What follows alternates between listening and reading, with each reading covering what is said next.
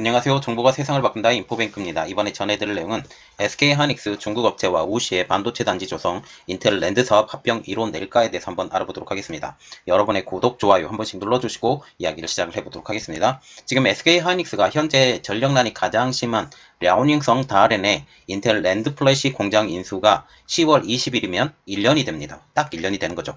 해외 주요 경제 당국 심사의 마지막 관문인 중국의 문턱을 연내에 넘을 수 있을지에 대해서 관심이 집중되고 있죠. SK는 지난해 10월 22일 인텔의 낸드 플래시 사업 부분 전체를 10조 3,104억 원에 인수를 했습니다. SSD 솔루션 역량 강화, 고부가가치 제품 포트폴리오 구축, 메모리 반도체 사업군 간의 균형 확보 및 낸드 경쟁력 강화를 위해서였죠. 양수 기준일은 오는 2025년 3월 15일로 올해 말로 예상되는 1차 클로징 시점에 8조 192억 원을 지급합니다. 자, 이게 중요한데요. 1차 클로징 지금 시간이 언제예요? 1차 클로징 시간이 올해 말로 예상이 됐다라는 거죠. 그래서 올해 말까지 지금 예상을 보고 조금 더 기다려봐도 지금 2025년 3월 15일까지는 다 이루어져야 된다. 그렇지 않으면 완전히 무산되는 거죠. 그런데 벌써 1년이 지나고 있죠. 1년이 지나고 있지만 지금 중국에서의 허가가 떨어지지 않기 때문에 이게 안 돼요. 결국은 중국이 자기의 이득이 되느냐, 이득이 되지 않느냐, 특히 다롄에 있기 때문에 자기들에게 이득이 될 수 있는 부분도 고려를 해야 되는 상황이죠. 이러한 경우에 제가 작년에 이 인텔의 낸드 플래시 사업을 인수했을 때 이런 말을 해드린 적이 있습니다. 이것은 분명히 미국의 그 탈중국화의 일환이다. 그리고 이 인텔과 같은 경우는 마이크론과 같이 낸드 플래시를 개발했는데 마이크론의 협력이 이제 깨진 상황이에요. 깨진 상황에서 더 이상 추진할 수 있는 동력이 없는 상황이기 때문에 어쩔 수 없이 깨지는 바에야 중국 업체에 넘기기는 어렵고 한국 업체에 지금 넘기는데 한국의 SK하이닉스가 덥석 물었다라는 거죠. 그래서 이것이 결국은 미중 관계에서 SK가 어느 입장으로 하느냐에 따라서 이게 인수가 되고 안 되고 이런 입장이 된다라는 거예요. 그래서 지금 우시의 반도체 공단 조선과 같은 경우는 중국 입장에서는 기술력을 전수받을 수 있는 가장 좋은 기회가 되는데 이것을 SK가 해준다라고 하기 때문에 이것과 연관해서 제가 이야기를 해드리는 것입니다. 그리고 잔액은 1차 클로징이 끝나는 2차 클로징 시간에 2조 2,912억 원, 20억 달러를 2차 클로징 예상 시점인 2025년 3월에 지급기로 하고 2025년에 완전 양수가 다 되는 거예요. 그런데 중국의 허락이 없으면 절대로 안 됩니다. SK하이닉스가 인텔의 낸드 사업부를 인수하기 위해서는 관련 8개국의 반독점 담당 기관의 기업 결합 심사를 모두 통과를 해야 되죠. 현재 여기 중국을 제외한 이라고 나왔죠. 중국을 빼놓고 한국, 미국, 브라질, 영국, 싱가포르, EU 여기서 모두 다 승인을 받은 상황이죠.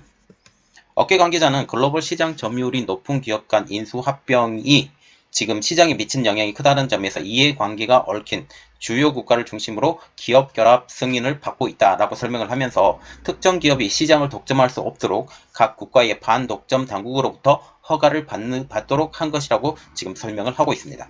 현재 SK하이닉스의 반독점 심사 승인은 엔비디아 ARM들과 다른 기업들과의 비교하면 그런대로 빠르다라고 지금 얘기가 나오고 있어요. 특히 엔비디아와 ARM은 굉장히 심각하죠. 지금 영국에서도 반대를 하고 중국에서도 반대를 하고 있어요. 제 개인적인 생각은 이렇습니다. 어떤 생각이냐면 영국은 어떻게 해서든지 미국이 설득을 할 것이다 라는 생각을 갖고 있고 또 중국과 같은 경우는 중국의 이 자회사 그래도 자회사라고 그래도 지금 완전히 자회사가 아니라 완전히 중국 기업이 다 돼버렸는데 ARM 차이나라고 있거든요. ARM 차이나가 있는데 이게 지금 중국계가 51%를 잡고 있어요. 이렇기 때문에 결국은 지금 이것 때문에 문제가 생겼는데 ARM 차이나를 완전히 독립법인으로 띄워줘 버리고 그리고 여기에 지금 현재 기술 지원을 지금까지 해왔던 것을 기술 지원을 완전히 끊어버리는 완전히 꼬리 자르기 하는 식으로 나오지 않을까라는 그런 생각도 갖고 있습니다. 이것은 뭐 정치적인 영향이니까 다시 한번 생각을 해봐야 될 것 같죠. 자, 다시 본론으로 돌아와서 그러나 문제는 중국의 선택에 있습니다.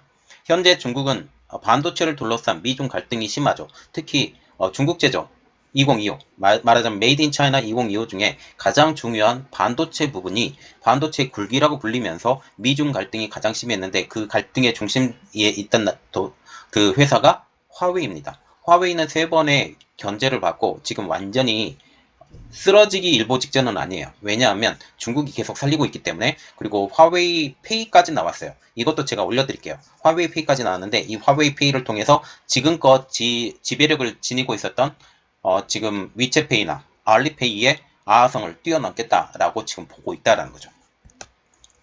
이러한 상황에서 중국이 어떤 선택을 할지에 대해서 궁금해지는 상황입니다. 특별히 반도체 기업 인수에 목리를 부리는 중국입니다. 왜 그러냐? 중국은 반도체 기업 인수에 대해서 목리를 왜 부리느냐라는 거죠. 가장 큰 이유는 이겁니다. 중국이 이득이 보는 부분이냐, 보지 않는 부분이냐. 그리고 이것에 대해서 인수를 당했을 때 중국 회사에 도움이 될 것이냐, 도움이 되지 않을 것이냐. 그래서 중국이 이득이 보는 부분에 대해서는 목리를 전혀 부리지 않아요. 그 대표적인 사건이 매그나칩의 인수가 있습니다. 중국계 사모펀드인 와일드 로즈 캐피털이 매그나칩에 대한 인수권에 대해서 중국은 이미 인수 허용을 했다는 사실이죠. 중국 국가감독관리총국 반독점국이 6월 22일 와일드 로즈 캐피털의 매그나칩 반도체 인수안을 무조건 승인한다고 발표를 했습니다. 매그나칩은 와일드 로즈 캐피털이 약 14억 달러의 인수가 되는데 동의했다고 지난 3월 27일 날 발표를 했죠. 그래서 지금 보시면 3월 27일이고 6월 21일입니다. 단지 3개월 만에 승인을 해버린 거예요. 네, 승인을 그대로 해버렸어요. 그래서 지금 미국이 들고 일어났죠. 현재 와일드로드 캐피털 매그나칩의 인수는 미국의 CFI-US에 의해서 제동이 걸려서 사실상 이 매그나칩의 인수가 물 건너간 것이 아니냐라는 분석까지 나오고 있습니다. 매그나칩은 현재 현대 모비스와 자동차 반도체 칩을 공동으로 개발하고 있기 때문에 지금 현재 현대 모비스와 같은 경우는 그 DB 하이텍 그리고 매그나칩 이 두 회사를 중심으로 해서 반도칩을 또 하고 또 인포테인먼트 쪽으로는 삼성전자의 도움을 받을 것 같습니다. 현재 매그나칩을 둘러싼 미-중 간 관계에서도 보시다시피 치열한 반도체 경쟁은 세계 반도체 M&A 시장에 걸림돌이 되고 있죠. M&A 반대는 주로 미국 업체들의 인수를 중국이 반대하는 모습입니다. 실제로 세계 최대 반도체 장비 업체인 미국의 어플라이드 머티리얼은 일본 장비 업체인 고쿠사이 일렉트릭을 4조 원의 인수를 하려고 했지만 중국이 허락하지 않아서 지난 3월 달에 무산이 되었습니다. 중국은 3년 전에도 미국의 퀄컴의 차량용 반도체 업체이죠. NXP의 인수를 무산시켰습니다. 현재는 SK 하이닉스와 비슷한 시기에 M&A를 발표한 AMD의 잘링스 인수권, 그리고 엔비디아의 ARM의 인수권도 지금 중국이 심사 중이죠.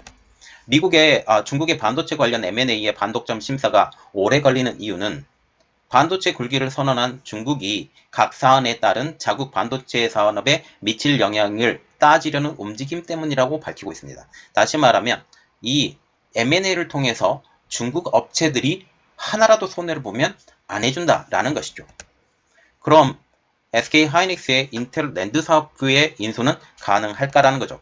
중국이 제일 신경을 쓰는 것은 SK 하이닉스가 아니에요. SK 하이닉스의 더 큰 것, 한국과 미국과의 관계입니다. SK 하이닉스는 한국 회사이기 때문이죠.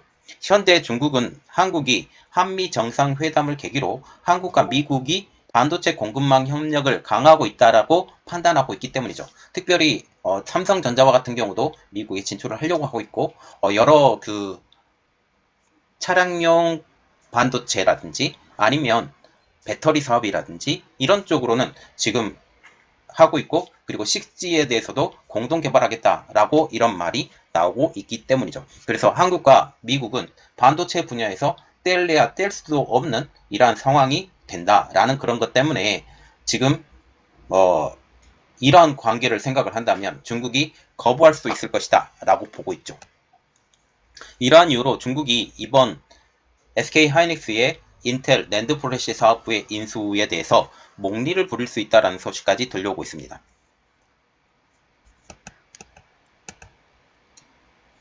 그러나 SK 하이닉스는 이번에 인수하는 공장이 중국 다른에 위치해 있고 여기에 중국의 투자를 지속하고 있다는 점에서 중국이 이번 M&A에 대해서 불할 명분이 적다라는 관측도 나오고 있습니다. 그래서 반반이라고 지금 예상을 하고 있는데 지금 SK 하이닉스처럼 이렇게 열심히 중국을 도와주면 저는 될 것 같아요.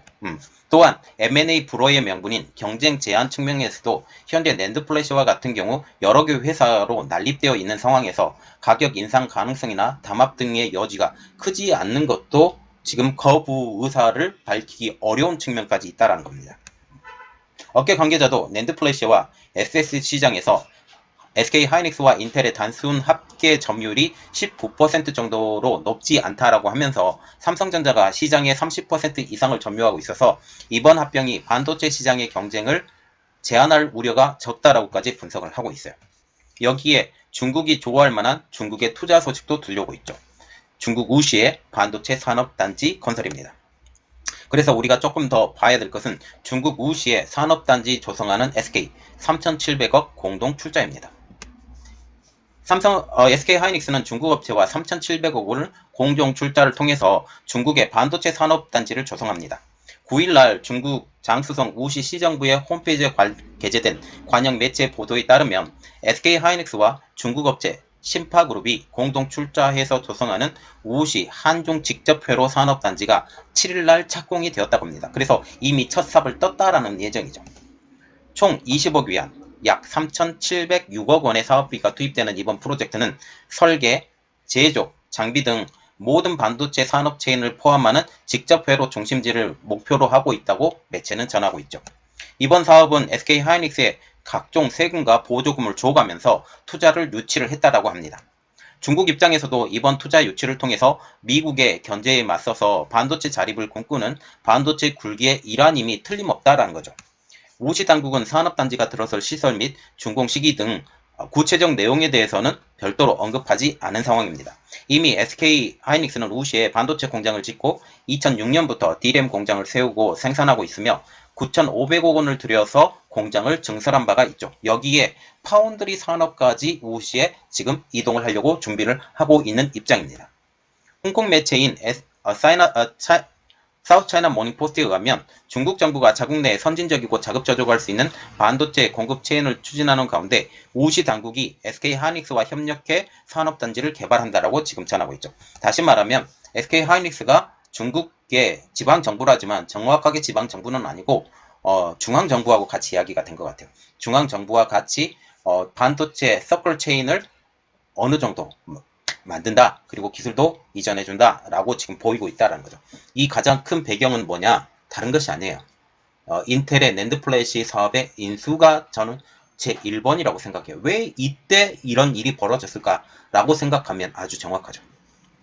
그래서 SK하이닉스는 연내 마무리를 예상을 하고 미국의 자회사도 벌써 설립한 상황입니다. SK하이닉스는 올해 안에 중국의 반독점 심사가 마무리될 것으로 기대하고 있죠. 이렇게까지 투자하는데 너희들이 안 해줄 이유가 없다라고 지금 생각을 하고 있다는 거죠. 7월 27일 진행한 2분기 컨퍼런스 콜에서도 올해 연말 반독점 심사가 문제없이 마무리될 것으로 예상한다라고 하면서 하반기 적절한 시점에 중국에서 필요한 승인을 전부 받을 것으로 기대한다라고 밝히고 있습니다.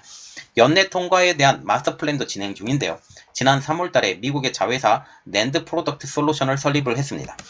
이 회사의 CEO에는 인수하는 인텔 낸드 사업부를 총괄하고 있는 로버트 크룩 부사장이 이미 내정된 상태이죠. 이 회사는 SK하이닉스의 낸드와 SSD 등 메모리 제품 판매를 담당할 예정입니다. 이 외에도 SK하이닉스는 대만, 캐나다, 멕시코, 중국, 영국, 이스라엘, 일본, 싱가포르, 말레이시아 등 12여 곳의 관련 자회사 등기도 차렸습니다. 지난 8월에는 미국의 메모리 SSD 제품 관련 상표권도 출원을 했죠. 크룩 부사장은 인텔의 낸드 사업부 인수와 관련한 당국의 심사가 종료되는 대로 미국에 본사를 둔 새로운 회사를 설립할 것이라고 하면서 놀라운 기술과 인력, 운영 규모가 결합이 돼서 낸드 업계의 세계 강자가 될 것이라고 밝히고 있습니다.